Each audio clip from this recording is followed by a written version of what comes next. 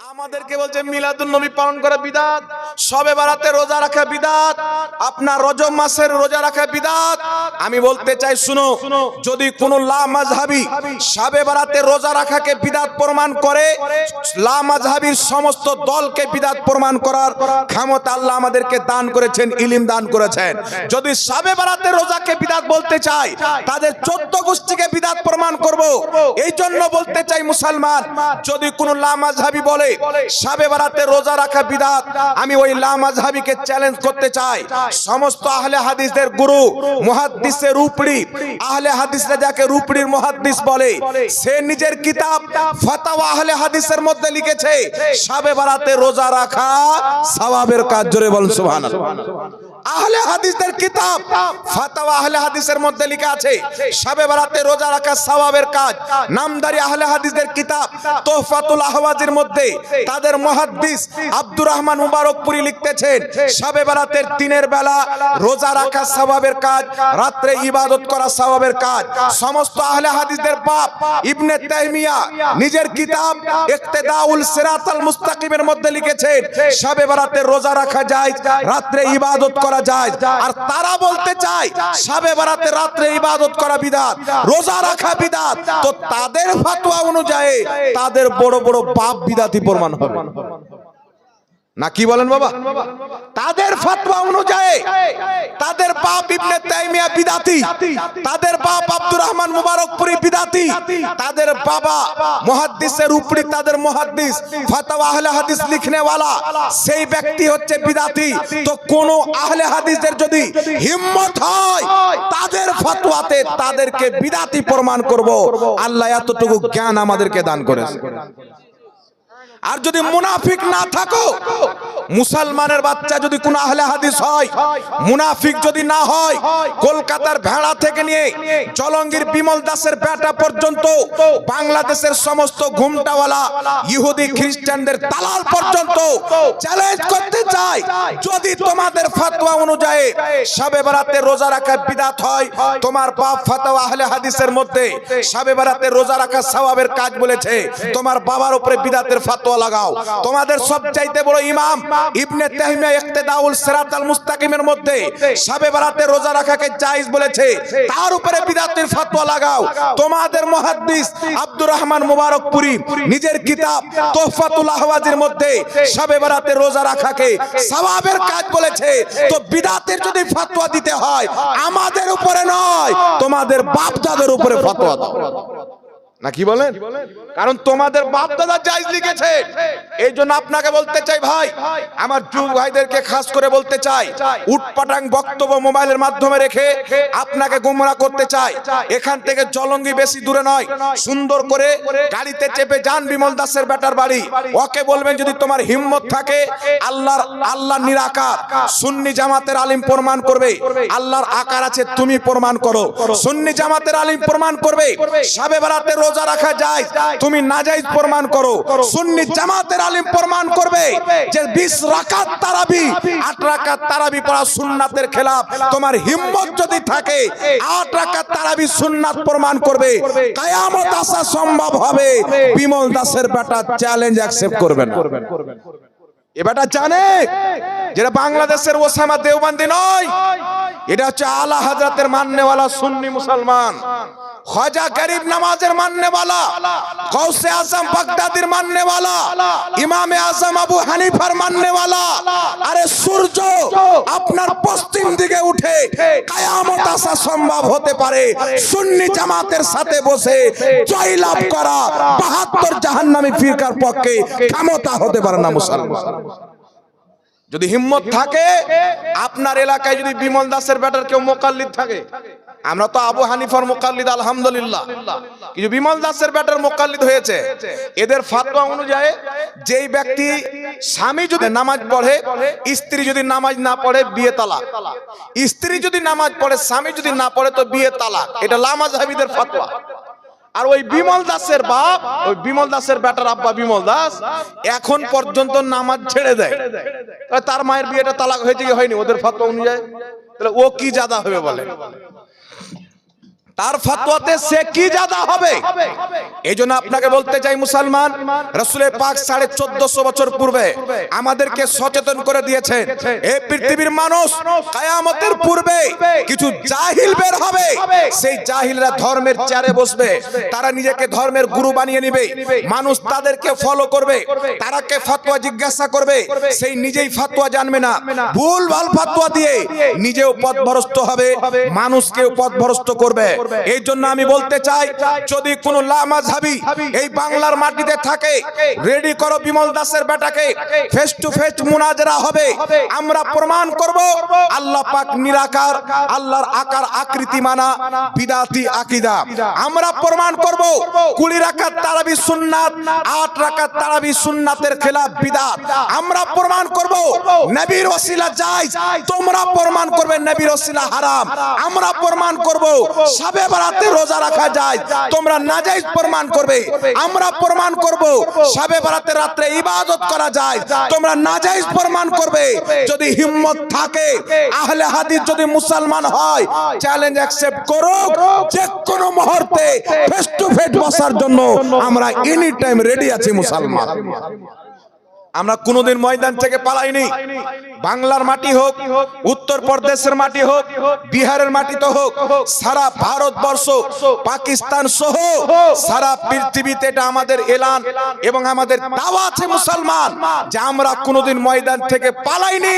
যখন আমরা হাজির হয়েছি, লামাযহাবী পালিয়েছে, দেওবন্দি পালিয়েছে, কিন্তু আমাদেরকে আমাদের আকাবিরগণ পালাইতে শিখায়নি। গর্দান চলে যাবে, কিন্তু পিছে হটনে ওয়ালা সুন্নি মুসলমান নাই মুসলমান। এই জন্য আপনাকে বলতে চাই, পবিত্র শাবান, রজবুল মুরাজ্জাবের একটি করে রোজা আমরা রাখি, কেউ দুটো, কেউ তিনটে, যে যেটা পারে রাখে। রজব মাসে রোজা রাখা যাবে কি যাবে না? মা বোনেরা বেশি করে রাখে, আপনারা ভালো করে শুনেন। আমি আপনাকে রেফারেন্স দিচ্ছি, হাদিস পাঠ করছি। কালকে কোন জাহিল আহলে হাদিস ওয়াহাবি বলবে যে শবে বরাতে রোজা রাখা জয়ীফ হাদিসে আছে। কালকে আপনাকে বলবে ইবনে মাজাহ শরীফের হাদিস, রাসূল পাক সাল্লাল্লাহু আলাইহি সাল্লাম বলেন, সুমু নাহারাহা, তোমরা শবে বরাতে দিনের বেলা রোজা রাখো, ওয়া কুমু লাইলাহা, এবং রাত্রি বেলা ইবাদত করো। মাওয়াহিবুল্লাহ দুনিয়ার মধ্যে সহিহ সনদে হাদিস বর্ণিত, মায়েশা সিদ্দিকা রাদিয়াল্লাহু তাআলা আনহা বলেন, আল্লাহর নবী একদিন রাত্রিতে সাজদায় পড়ে আছেন, ইবাদত করছেন। সাজদা এত লম্বা করলেন, আমি আয়েশা মনে করলাম হয়তো রাসূল পাক ইন্তিকাল করেছেন। অনেকক্ষণ হয়ে যাওয়ার পর আমি রাসূল পাককে টাচ করলাম, স্পর্শ করলাম, আল্লাহর নবী হিললেন। নামাজ কমপ্লিট করার পর বলছেন, আয়েশা তুমি কি জানো আজকে কোন রাত্রি? তুমি কি জানো আজকে কোন রাত্রি? এই রাত্রিতে আল্লাহ পাকের রহমত প্রথম আকাশে অবতরণ হয়। সারা রাত্রি পর্যন্ত আল্লাহ বান্দাকে ডাক দেয়, কে আছো আমার কাছে ক্ষমা চাইবে, আমি তাকে ক্ষমা করে দেব। কে আছে আমার কাছে রিজিক চাইবে, আমি তাকে রিজিক দান করব। ফজর পর্যন্ত আল্লাহ পাক বান্দাকে ডাকতে থাকে। হিংসুক ব্যতীত, মুশরিক ব্যতীত আল্লাহ পাক নিজের বান্দার সমস্ত গুনাহ খাতা maaf করে দেয়। আর ওই রাত্রিটি হচ্ছে শাবান মাসের 15 তারিখ, অর্থাৎ শবে বরাতের রাত। জোরে বলুন সুবহানাল্লাহ। কিছু লামাযহাবী মানুষকে ধোঁকা দেয় যে শবে বরাত বলতে ইসলামে কিছু নাই, পায়জামা পর্যন্ত খুলে যাবে, একবার বসে যাও বেটা, দেখি কত বড় মায়ের দুধ পান করেছো, বাংলাদেশে খুব লাপাচ্ছ, ভারতে একবার এসো না, একবার বসো না ফেস টু ফেস, আমরা প্রমাণ করব লামাযহাবী বিদাতি। আর আমাদের তুমি যদি বিদাত প্রমাণ করতে চাও, তোমাদের বাপ দাদা আগে বিদাতি প্রমাণ হবে। আর বাপ যদি বিদাত হয় তাহলে ছেলে আবার কি সুন্নতি হবে? ইবনে তাইমিয়া বিদাতি তো আর মাননেওয়ালা মুকাদ্দিদ লামাযহাবী সুন্নতি কি করে হবে? আলবানী বিদাতি তো আর মাননেওয়ালা সুন্নতি কি করে হবে? আব্দুর রহমান মুবারকপুরি বিদাতি তো আর চাল হওয়ার মুকাল্লিদ কি করে সুন্নতি হবে?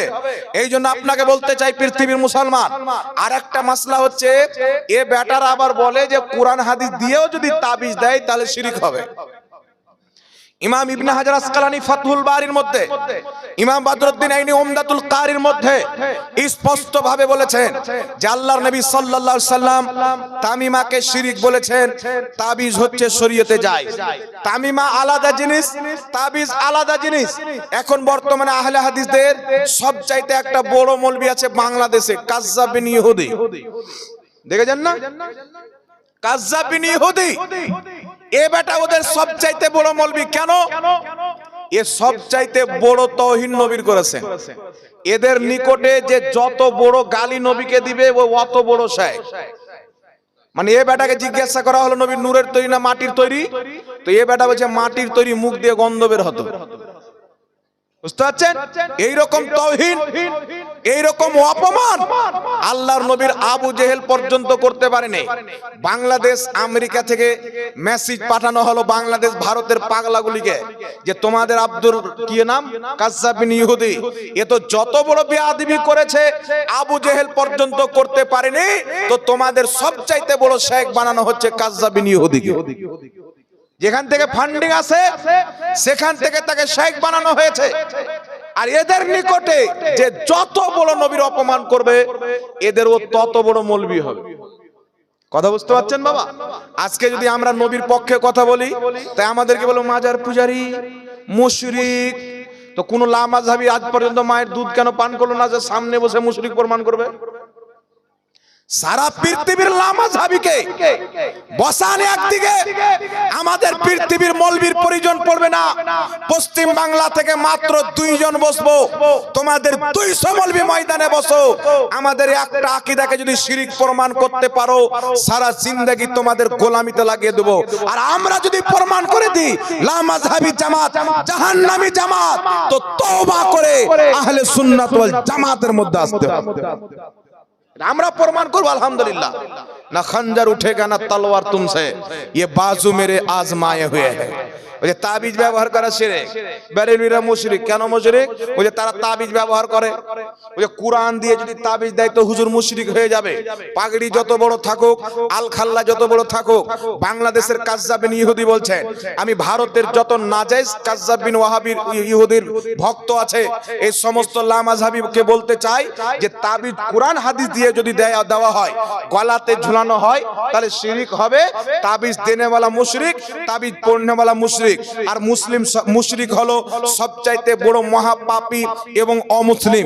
তার জানাজার নামাজ পড়া হারাম, তার বিবি যদি থাকে বিবি তালাক হয়ে যাবে, মুসলমানের কবরস্থানে তাকে মাটি দেওয়া হবে না। তো তাবিজ ব্যবহার করা যদি শিরক থাকে, আমি লামাযহাবীদেরকে বলতে চাই তোমাদের বাপ নাজির হোসেন দেহলভী, তোমাদের মুফতি ফাতাওয়া নাজিরিয়ার মধ্যে লিখেছে যে তাবিজ ব্যবহার করা জায়েজ আছে। আমি আপনাকে বলতে চাই লামাযহাবী মুনাফিক কেন একটু লক্ষ্য করে শুনেন। আহলে হাদিসের গুরু ইবনে তাইমিয়া নিজের কিতাব মাজমুয়া ফাতাওয়ার মধ্যে লিখেছে কুরআন এবং হাদিসে বর্ণিত দোয়া লিখে যদি তাবিজ করে দেয় সেই তাবিজ ঝুলানো জায়েজ আছে। তো তাদের ফতোয়া অনুযায়ী ইবনে তাইমিয়া মুশরিক হলো কি হলো না? কথা বলেন। তাদের ফতোয়া অনুযায়ী ইবনে তাইমিয়া মুশরিক। তাদের ইমাম নাইনুল আওতারের মধ্যে শাওকানি লিখতেছেন কুরআন হাদিসে বর্ণিত দোয়াগুলি আল্লাহর নামের তাবিজ লিখে গলাতে বা হাতে ঝুলানো জায়েজ আছে। তাদের ইমাম শাওকানিও মুশরিক হয়ে গেল। তাদের গুরু সানাউল্লাহ আমৃতসরি ফতোয়া সানাইয়ার মধ্যে লিখেছে কুরআন হাদিসে বর্ণিত দোয়াগুলি লিখে তাবিজ করা জায়েজ আছে। তাদের বড় মুফতি, তার নাম হচ্ছে নাজির হোসেন দেহলভী, নিজের কিতাব ফাতাওয়া নাজিরিয়ার মধ্যে লিখেছে কুরআন হাদিসে বর্ণিত দোয়া লিখে তাবিজ ব্যবহার করা জায়েজ আছে। তো লামাযহাবীদের ফতোয়া অনুযায়ী তাদের যত বড় বড় মৌলবী আছে সবাই মুসলমান ছিল না, সবাই বেঈমান আর মুশরিক ছিল না। কি বলেন? তাদের ফতোয়াতে তাবিজ ব্যবহার করা শিরক। আর তাদের বড় বড় ইমাম বলছে কুরআন হাদিসে বর্ণিত দোয়া লিখে তাবিজ ঝুলানো যায়। তাদের ফতোয়া অনুযায়ী তাদের ইমামগণ মুশরিক। আর মুশরিককে কেউ যদি মুসলমান মনে করে সেই ব্যক্তি কাফির। ওলামায়ে কেরাম এখানে বসে আছেন, মুসলমানকে কেউ যদি কাফির মনে করে সে নিজে কাফির হয়ে যাবে। আর কাফিরকে কেউ যদি মুসলমান মনে করে তবুও সেই ব্যক্তি কাফির হয়ে যাবে। মুসলমানকে মুসলমান বলা, কাফিরকে কাফির বলা, এটা হচ্ছে জরুরিয়াতের দ্বীন। এইজন্য আল্লাহ কুরআন পাকে কাফিরকে কাফির বলেছেন, মুনাফিককে মুনাফিক বলেছেন, মুসলমানকে মুসলমান বলেছেন। এইজন্য আপনাকে বলতে চাই সুন্নি জামাতা সারা পৃথিবীর লামাযহাবী যদি একদিকে তাদের কোটি কোটি মৌলবী থাকে আর একদিকে যদি আলহামদুলিল্লাহ ইমাম আহমদ রাজার একটা আমার মতো গোলাম থাকে, তাবিজ ব্যবহার করা যদি শিরক প্রমাণ করতে আসে পুরো লামাযহাবী জামাতকে মুশরিক প্রমাণ করব তাদের ফতোয়া অনুযায়ী। नारे तकबीर, नारे तकबीर, नारे रिसालत, नारे रिसालत, मसला के आला हजरत, मसला के अबू हनीफा, नारे তাদের ফতোয়া অনুযায়ী তাদের 14 নাসল পর্যন্ত মুশরিক প্রমাণ হবে। এখন আপনাকে বলতে চাই, আমরা কোরআন হাদিস দিয়ে তাবিজ করলে আমরা মুশরিক হয়ে যাই লা মাযহাবীদের ফতোয়াতে, কিন্তু লা মাযহাবীদের বাপ ইবনে তাইমিয়া মাজমুয়া ফাতাওয়ার মধ্যে তাবিজকে জায়েজ বলেছেন। তার বাপ মুশরিক হয়নি, তার বাপ আব্দুর রহমান মুবারকপুরি সানাউল্লাহ অমৃতসরি ফতোয়া সানাইয়ের মধ্যে তাবিজ ব্যবহার করে জায়েজ বলেছেন। লা মাযহাবীদের বাবা মুশরিক কেন হলো না?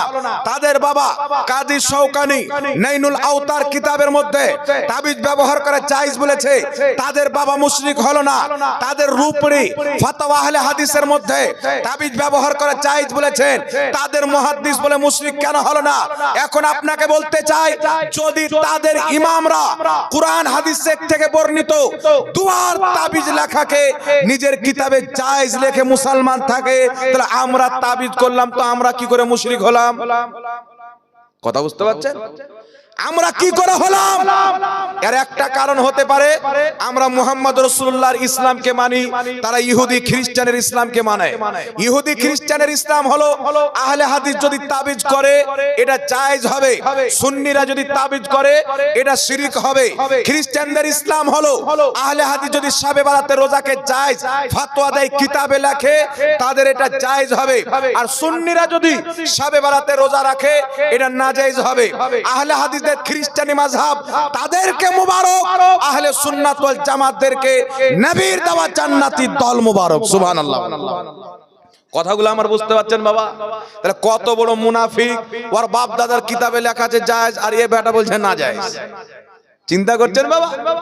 ওই যে মিলাদুন নবী পালন করা বিদআত, তো লা মাযহাবী তোমাদের আব্বা ইবনে তাইমিয়া নিজের কিতাব ইখতিদাউল সিরাতাল মুস্তাকিমের মধ্যে লিখছে, যারা নবী পাকের মিলাদ পালন করে রাসূলুল্লাহর মুহাব্বতের কারণে করে, আর রাসূল পাকের মুহাব্বতে মিলাদ পালন করার কারণে আল্লাহ তাদেরকে প্রচুর সওয়াব দান করবে।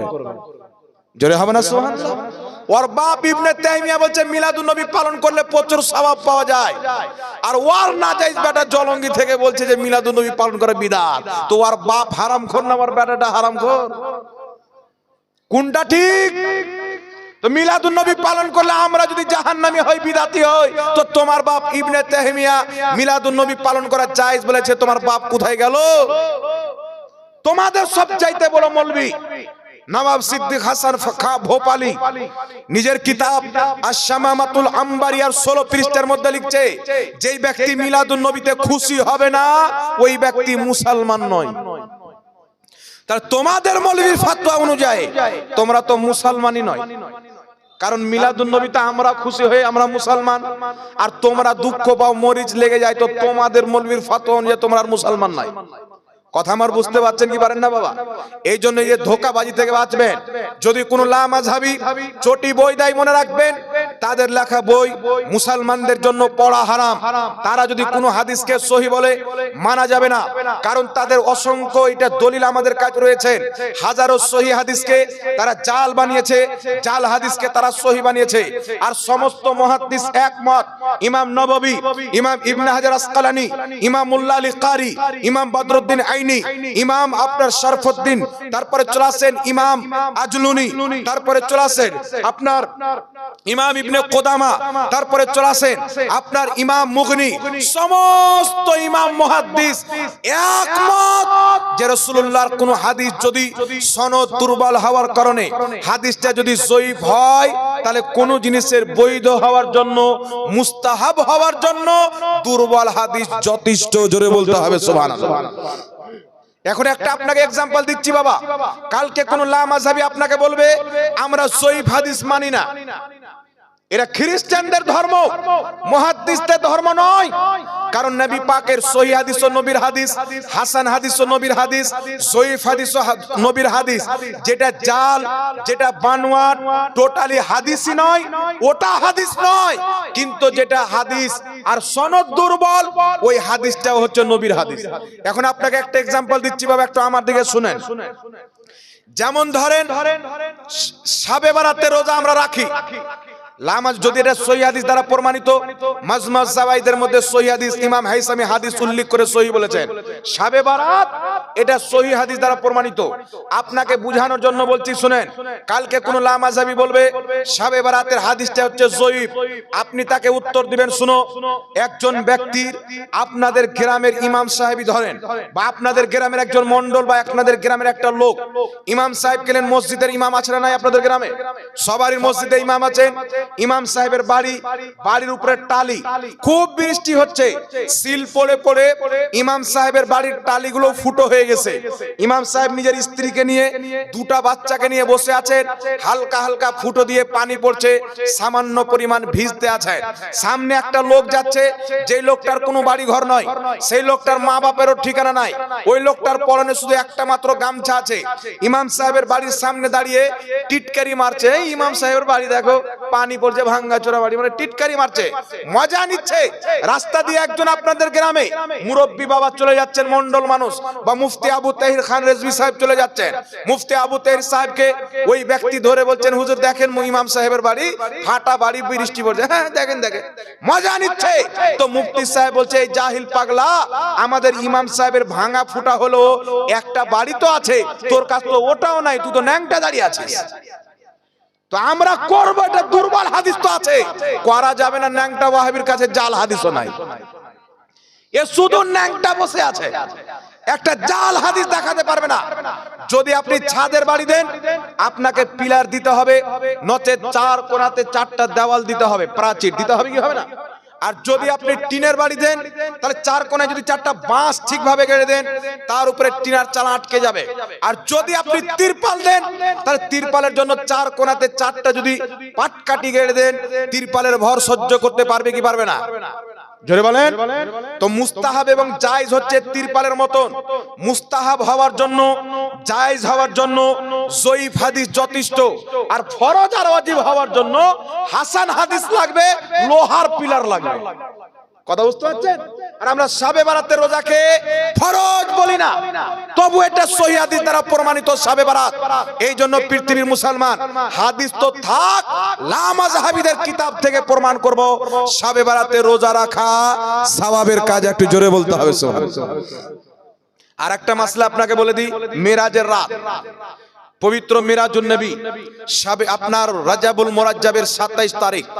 মনে রাখবেন, ইখতিলাফ রয়েছেন, 27 তারিখ বলেছেন, কেউ আরো অন্যান্য তারিখ বলেছেন যে নবীর মিরাজ হয়েছে। তবে বিশুদ্ধ মত, জামহুরের মত হচ্ছে 27 রজবুল মুরাজ্জাবে রাসূল পাকের মিরাজ হয়েছে। তাই আমাদের মা বোনেরা, বাবাজিরা রজবুল মুরাজ্জাব মেহনাতে দুটি তিনটি রোজা রাখে। কিছু মার্কেটে লামাজাবি লোক বেড়েছেন, এ বেটা বলতে চাই যে রজবে রোজা রাখা বিদআত, বলে কি বলে না? তবে আপনাকে আমি দলিল দিচ্ছি, শুনেন। কিতাবটির নাম ফাজাইল আওকাত, বেইরুত লেবাননের ছাপ। সেই কিতাব ফাজাইলুল আওকাত কিতাবটির নাম, লেখকের নাম ইমাম বাইহাকি, হাদিস নাম্বার 11। আল্লাহর নবী সাল্লাল্লাহু আলাইহি ওয়াসাল্লাম বলেন, যেই ব্যক্তি শাবে মেরাজ, যেই ব্যক্তি রজব মাসে একটি রোজা রাখলো, সেই ব্যক্তি যেন 100 বছর রোজা রাখলো। কিতাবটির নাম ফাজাইল আওকাত, লেখকের নাম ইমাম বাইহাকি, হাদিস নাম্বার 12। আরেকটি কিতাব শোয়েবুল ঈমান, সৌদি আরবের ছাপ, হাদিস নাম্বার 3530। রাসূলে কায়নাত সাল্লাল্লাহু আলাইহি ওয়াসাল্লাম বলেন, রজব মাসে যেই ব্যক্তি একটা রোজা রাখলো, সেই ব্যক্তি যেন 100 বছর রোজা রাখলো। যেই ব্যক্তি এক রাত ইবাদত করলো, সেই রাত্রি যেন 100 বছর ইবাদত করলো। ইমাম বাইহাকি বলেন, ওই দিন, ওই রাত্রি হচ্ছে রজব মাসের 27 তারিখ। জোরে বলতে হবে সুবহানাল্লাহ। আর একটু জোরে হবে না সুবহানাল্লাহ? ইমাম বাইহাকি রাহমাতুল্লাহ আলাইহি নিজেই হাদিসটি উল্লেখ করে বলেছেন, এই হাদিসটি হচ্ছে আমলের ক্ষেত্রে হাদিসের মান হচ্ছে হাসান, হাসান পর্যায়ের হাদিস। আল্লাহর নবী বলছেন, রজব মাসে একটি যে রোজা রাখলো, সেই ব্যক্তি 100 বছর রোজা রাখলো। এক রাত যে ইবাদত করলো, সেই ব্যক্তি 100 বছর ইবাদত করলো। তাহলে আমরা যে বলি রজব মাসে আপনারা রোজা রাখেন, এটা আপনাদের নেকির কারণে করি না, গুনার কারণে বলি? জোরে বলেন। নেকির জন্য বলি না গুনহার জন্য? এটা আমাদের ফতোয়া না নবীর ফতোয়া? আরে নবী বলেছেন শোয়েবুল ঈমান হাদিস নাম্বার 3530, ফাজাইল আওকাত হাদিস নাম্বার 11। আল্লাহর নবী বলেছেন রজব মাসে যেই ব্যক্তি একটা রোজা রাখবে সেই ব্যক্তি 100 বছর রোজা রাখলো, যেই ব্যক্তি এক রাত ইবাদত করবে সেই ব্যক্তি যেন 100 বছর ইবাদত করলো। অর্থাৎ রজব মাসের 27 তারিখে যেই ব্যক্তি একটা রোজা রাখবে 100 বছর রোজা রাখার সওয়াব আমার আল্লাহ তাকে দান করবে। জোরে বলেন সুবহানাল্লাহ। তাহলে এত ফজিলতপূর্ণ দিনের রোজা ছাড়া যাবে বাবা? একটু জোরে বলতে হবে, ছাড়া যাবে? নবী বলছেন এরকম ফজিলত, আর আহলে হুদুস বলছে যে বিদআত। তো শরীয়তটা আবার বাপের নাকি? শরীয়ত চলবে মুহাম্মদ রাসূলুল্লাহ দিয়ে, এরাই আবার ডাইরেক্ট দিবে। কোনো পীর চলবে না, কোনো ইমাম চলবে না, কোনো মুহাদ্দিস চলবে না, কোনো ফকিহ চলবে না। শরীয়ত চলবে একজন মুহাম্মদ রাসূলুল্লাহ দিয়ে। তো মুহাম্মদ রাসূলুল্লাহর হাদিস তুমি বেশি বুঝতে না ইমামরা বেশি বুঝে? জি, বাংলাদেশের কাযযাব বেশি বুঝে না ইমামগণ মুহাদ্দিসগণ বেশি বুঝতেন? লামাযহাবী জানে পূর্বের যত ইমাম মুহাদ্দিস ছিল সবাই আহলে সুন্নাত ওয়াল জামাত ছিল, কেউ লামাযহাবী ছিল না। আর আমরা পূর্বের ইমাম থেকে সালাফ থেকে প্রমাণ করব শবে বরাতে রোজা রাখা নেকির কাজ, রাতে ইবাদত করা নেকির কাজ, আপনার শবে মিরাজে রোজা রাখা নেকির কাজ, রাতে ইবাদত করা নেকির কাজ, তাবিজ ব্যবহার করা সাহাবায়ে কেরামের তরিকা। আর কিয়ামত পর্যন্ত চ্যালেঞ্জ কোন লামাযহাবী এর বিপক্ষে একটা যদি সহিহ হাদিস থাক, হাসান হাদিস থাক, জয়ীফ হাদিস থাক, একটা যদি লামাযহাবী জাল হাদিস দেখিয়ে দিতে পারে যে শবে বরাতে রোজা রাখা যাবে না, একটা জাল হাদিস দেখাইতে পারে যে শবে মিরাজে রোজা রাখা যাবে না, তাকে 5 লক্ষ টাকা আমার পক্ষ থেকে পুরস্কার দেওয়া হবে। একদিন একটা লোক কলকাতা থেকে ফোন করে বলছে হুজুর আপনি এক জায়গাতে দেখছি যে বুকের উপরে হাত বানার কেউ যদি সহিহ হাদিস দেখাইতে পারে ওকে 10 লাখ টাকা দেবো। আপনার কাছে 10 লাখ টাকা আছে? তো আমি বললাম আমাকে দিতে কোথায় হবে? ও তো দেখাইতেই পারবেন না। কথা মনে হয় বুঝতে পারেননি বাবা? জি, একজন বক্তা সাহেব বলেন কেউ যদি আল্লাহকে ছুঁয়ে নেয় ওকে 1 কোটি টাকা দেবো। তো সভাপতি সাহেব বলছে মৌলভী সাহেব আপনার বেতন তো 8000 টাকা মসজিদে, তো 1 কোটি টাকা কোথায় পাবেন? তো মৌলভী সাহেব বলছে আল্লাহকে ছুঁইতে পারবে? ও তো ছুঁইতেই পারবে না, তো আমাকে দিতে কোথায় হবে? তো ও তো কিয়ামত পর্যন্ত প্রমাণ করতে পারবে না, তো আমাকে দিতে কোথায় হবে? কথা আমার বুঝতে পারছেন কি পারেন না বাবা? এই জন্য বাবা আপনাকে বলতে চাই এদের ক্যামেরা, এদের বক্তব্য, এদের ফলোয়ার্স দেখলে হবে না। একটা কথা মনে রাখবেন, অন্তরে যদি রাসূল পাকের আদব থাকে, হালকা পরিমাণে আমল থাকলেও আল্লাহ কবুল করে নেবে। রাসূল পাকের আদব যদি না থাকে, পাহাড় সমতুল্য যদি আমল থাকে, আপনার সমস্ত আমল ধ্বংস হয়ে যাবে, কোনো কাজে লাগবে না।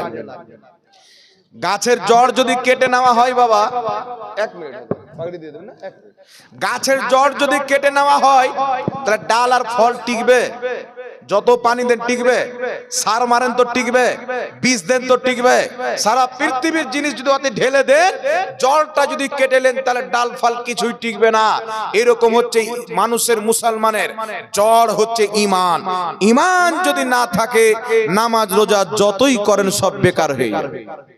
একজন লামাযহাবী গিয়েছে বাগান আম পাড়ার জন্য, বস্তা নিয়ে গেছে, বস্তার তলা নাই। বেটা আম পাড়ছে ভরছে, আম পাড়ছে ভরছে, এইভাবে বস্তা নিয়ে বাড়ি চলে এসেছে। বউকে এসে বলছে আমি ছাতু ছানছি, তুই 4-5টা আম কেটে নিয়ে আয়। ছাতু মানে জানেন তো?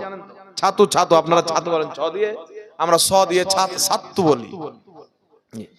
এ বাড়ি এসে বলছে 4-5টা সুন্দর একদম খিরসাপতি আম, মিষ্টি শব্দ নাকি, যে খিরসাপতি আম কেটে নিয়ে এসো। স্ত্রী যাচ্ছে তো বোরা ফাঁকা, স্ত্রী বলছে লেট করছে, লিয়ে আসে না, বলছে কই আম লিয়ে এসো। স্ত্রীকে রাগ করে যখন বলেছে, স্ত্রী বলছে যে আম কই, বস্তাতে নাই। তো স্ত্রী বস্তাটা খুলছে তো তলা ফাঁকা, তলাই নাই। তোর বউ বলছে যে হাজি তুমি যে আম পাড়তে গিয়েছিলে তো বস্তা নিয়ে, যে বস্তার তলা ছিল, তলা না থাকলে কি হলো? পাগলা, তলা না থাকলে তো আম থাকবে? কথা বুঝতে পারছেন তো? ঈমান হচ্ছে তলা। এ লামাযহাবীদের তলা নাই, নামাজ আছে, মানে বস্তার তলা নাই, আম পেড়ে ভরেই যাচ্ছে, ভরেই যাচ্ছে। এত ভরছে যে কপালে ঘাটটা পড়েছে, মনে হচ্ছে ট্রাক্টরের পিছনকার টায়ার খুলে ঝাল মারার দোকানে গিয়ে এখানে ঝাল মেরে টায়ার চিপকে নিয়েছে। আমরাও তো বাচ্চান থেকে নামাজ পড়ি, আমাদের পড় না, কারণ আমরা দেখানো নামাজ পড়ি না। আমরা আল্লাহ দেখলে যথেষ্ট, বান্দা দেখুক আর না দেখুক, কারণ নামাজ হবে একমাত্র আল্লাহর জন্য। জোরে বলতে হবে সুবহানাল্লাহ।